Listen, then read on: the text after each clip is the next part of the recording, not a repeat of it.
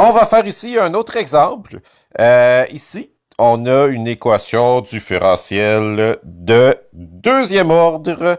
Bon, à la main. Pour résoudre ce type d'équation-là, il faudrait premièrement transformer l'équation sous la forme générale d'une équation différentielle, ici que vous voyez là à la ligne 22. Et ensuite, utiliser un des théorèmes que vous trouvez dans une table de résolution d'équations différentielles à partir de cette forme-là. Mais, dans SymPy, c'est pas nécessaire. SymPy, je vous l'ai dit souvent, il est très intelligent. Il va automatiquement transformer votre équation différentielle dans la forme générale et va ensuite résoudre votre équation différentielle selon les caractéristiques de l'équation. Donc, tout ce que vous avez à faire, c'est définir cette équation-là et d'utiliser dsolve.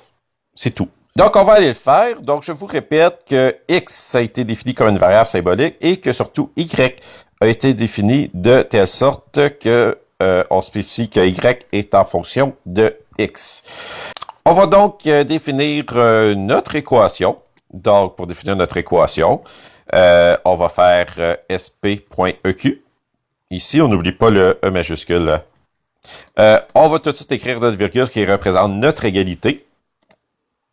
Et on va écrire ici, donc c'est 7 fois y.diff. Ici, c'est la dérivée de deuxième ordre. Donc, x, virgule x et plus x. Et à droite de notre égalité, c'est x à la 2 plus y plus 3 fois y.diff x. Donc, notre dérivée de premier ordre de y. On a mon EQ ici. On va juste le vérifier ici.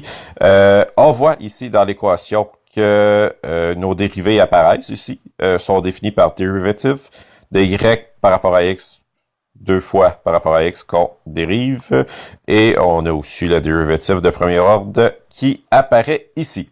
Pour résoudre, encore le même combat, donc RSD, on va stocker la réponse dans RSD, sp.dsolve. Mon équation ici, et par rapport à y, on va regarder la réponse de RESD ici. Vous voyez qu'on a de nouveau à gauche de notre égalité, qui est définie par la virgule, on a y de x, et à la droite de notre égalité, on a une expression qui a deux constantes d'intégration, C1 et C2. Elles apparaissent automatiquement.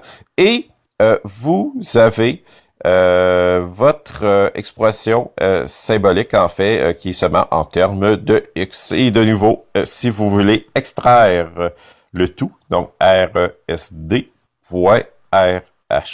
je l'ai stocké dans G, ici, vous avez ici votre terme. Et voilà, c'est de cette façon-là qu'on peut résoudre des équations différentielles de deuxième ordre.